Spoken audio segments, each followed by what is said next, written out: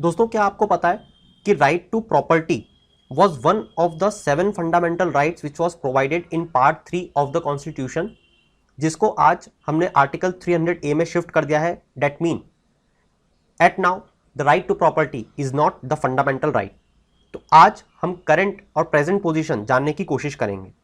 जैसा मैंने बताया 7 फंडामेंटल राइट में which was mention in the part 3 of the constitution, जिसमें हमारे फंडामेंटल राइट्स हमें प्रोवाइड किए गए हैं, उसमें राइट टू प्रॉपर्टी हुआ करता था. यह आता था आर्टिकल 19(1)(f) में और साथ ही आर्टिकल 31 में. Article 19 clause 1 clause sub clause F guarantee करता था to every citizen the right to acquire, hold and dispose of property. Article 31 on the other hand guarantee करता था to every person whether citizen और non citizen right against deprivation of his property. Right against deprivation of his property. किसी भी व्यक्ति को आप उसकी property से नहीं हटा सकते एक्सेप्ट, यहां पे भी एक एक्सेप्शन था, accept by authority of law, मतलब कि कानूनीबद्ध तरीके से ही आप उस व्यक्ति को हटा सकते हो. तो बेसिकली यहां पे क्योंकि एक एक्सेप्शन दे दिया गया तो यहां पे स्टेट को एम्पावर कर दिया गया टू एक्वायर और requisite the property of a person on 2 conditions. इसके लिए 2 कंडीशंस बनाई गई, जिन कंडीशंस पे बाय लॉ आप उस व्यक्ति से उसकी लैंड छीन लोगे. ये दोनों ही लॉज आपको पता होने चाहिए. पहला था it was for the public purpose, वो किसी पब्लिक पर्पस के लिए होना चाहिए. सेकंड, आपको कंपेंसेशन देना पड़ेगा ओनर को. और क्योंकि दोस्तों हम ये जानते हैं कि इंडिपेंडेंस के बाद में हमारी गवर्नमेंट लगातार कोशिश कर रही थी ज़मींदारी सिस्टम को अबॉलिश करने का, तो इसी तर्ज पे जब हमारी गवर्नमेंट इसके अगेंस्ट एक्शंस ले रही थी और क्योंकि उस टाइम फंडामेंटल राइट हुआ करता था तो सीधे सुप्रीम कोर्ट में पिटिशंस फाइल्ड होने लग गई थी. तो इस कारण से इसने एक टसल डेवलप कर दी, tussle between the parliament and supreme court, जिस कारण से हमारे यहाँ पे बहुत सारे अमेंडमेंट्स कॉन्स्टिट्यूशन में किए गए, जैसे 31A, 31B, 31C, इसी के साथ 1st, 4th, 7th, 25th, 39th, 48th and 42nd constitutional amendment act, जिसको हम मिनी कॉन्स्टिट्यूशन के नाम से जानते हैं. और टाइम टू टाइम हमने सुप्रीम कोर्ट के जो जजमेंट्स थे उसको with the help of legislations nullify करने की कोशिश करी.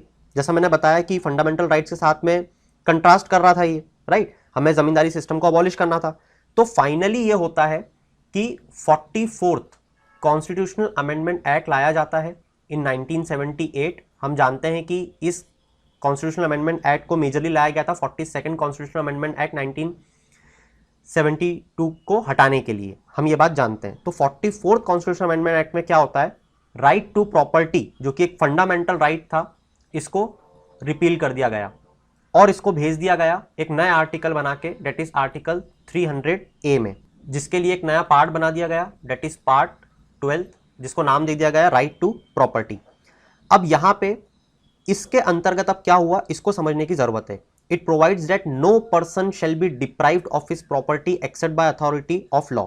ये तो सेम था, मतलब इसका मतलब ये हो चुका था कि अभी भी क्योंकि ये कॉन्स्टिट्यूशन में एक आर्टिकल है तो it was a constitutional right, right. और इसी के साथ साथ ये एक लीगल राइट भी है. मगर हम जानते हैं कि यूपीएससी ने इसका आंसर जो दिया है राइट टू प्रॉपर्टी का, अगर इसमें से भी एक चुनना हो कॉन्स्टिट्यूशनल लीगल राइट में से, तो हमको लीगल राइट चुनना है, राइट. तो यहां पे जो राइट टू प्रॉपर्टी है वो constitutional as well as legal right है, but it lost the status of a fundamental right by the 44th constitutional amendment act. ये आपको पढ़ना था. साथ ही साथ अब ये आपसे अगर कोई पूछे कि क्या ये बेसिक स्ट्रक्चर ऑफ कॉन्स्टिट्यूशन का पार्ट है, तो आपको सरासर मना करना है. क्लियर दोस्तों. और अब आपको इसका इंप्लीकेशन समझ में आना चाहिए कि अगर ये फंडामेंटल राइट नहीं रहा है तो ये किस तरीके से अलग हो चुका है. सबसे पहला, इसको रेगुलेट किया जा सकता है, मतलब कि जब इच्छा हो इसको कर्टेल कर दो, मतलब किसी तरीके की रोक लगा दो, अब्रिज बाईपास कर दो या किसी भी तरीके का मॉडिफिकेशन कर दो. और इसके लिए अब आपको किसी भी तरीके के कॉन्स्टिट्यूशनल अमेंडमेंट की ज़रूरत नहीं है, जैसे हमें पहले थी, जिस तरीके से हमने 42nd में किया, 44th में किया, अब आपको ज़रूरत नहीं है। कोई भी एक ऑर्डिनरी लॉ बना के जिस तरीके से ये सभा बैठी है पार्लियामेंट में पास कर सकते हैं, ठीक है। It also protects private property against executive action, जैसे एग्जीक्यूटिव है मोदी जी हमारे, क्लियर। तो ये प्राइवेट प्रॉपर्टी को प्रोटेक्ट तो करता है, किसके अगेंस्ट? एग्जीक्यूटिव एक्शन के अगेंस्ट। मतलब मगर ये लेजिस्लेटिव एक्शन के अगेंस्ट अब इसको प्रोटेक्ट नहीं करता। ये बहुत ही इंपॉर्टेंट पॉइंट था जो हमें यहाँ पे जानना चाहिए था, राइट। मतलब कि अब आप जुडिशरी के पास जा तो सकते हो, क्यों? क्योंकि यहाँ पे अभी भी आपके पास ये लीगल राइट है, मगर अगर लेजिस्लेटिव एक्शन लाके इसमें किसी भी तरीके का कोई भी चेंज किया जाता है गवर्नमेंट के द्वारा और कंपेंसेशन तय कर दिया जाता है, तो आप उस पर अप्रोच नहीं कर सकते, ठीक है। उनके पास पावर ले ली इन्होंने।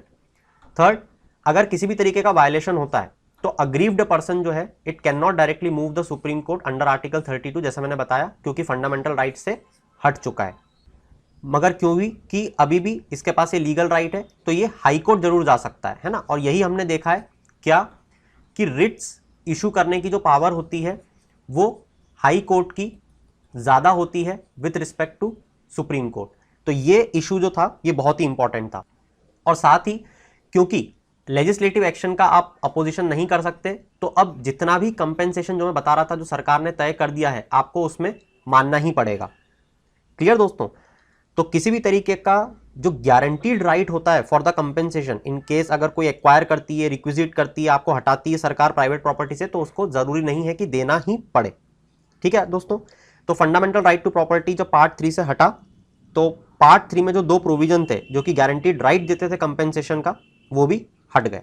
मगर इस हटने में भी 2 तरीके के एक्सेप्शंस हैं जो हमको पढ़ना पड़ेंगे। ये 2 तरीके के अगर केसेस हो जाते हैं तो कंपेंसेशन सरकार को देना पड़ता है। पहला, ए, जब स्टेट एक्वायर कर ले प्रॉपर्टी किसी भी माइनॉरिटी एजुकेशनल इंस्टीट्यूशन की अंडर आर्टिकल 30, और सेकंड है कि स्टेट अगर एक्वायर कर लेती है किसी भी लैंड को जो कि उस व्यक्ति के पर्सनल कल्टीवेशन, मतलब एग्रीकल्चर आप समझ सकते हो, वो अपने लिए वापर रहा था, और जो लैंड है वो with in statutory ceiling limits है जो कि आर्टिकल 31A में बताया गया। अब ये क्या है मैं आपको बता देता हूँ।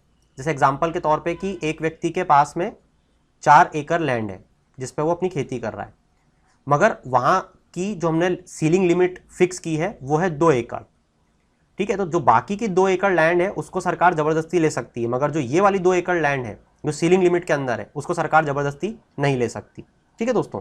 तो ये कुछ बात थी रिगार्डिंग राइट टू प्रॉपर्टी जो हमको पता होनी चाहिए। That's it from my side for this particular lecture.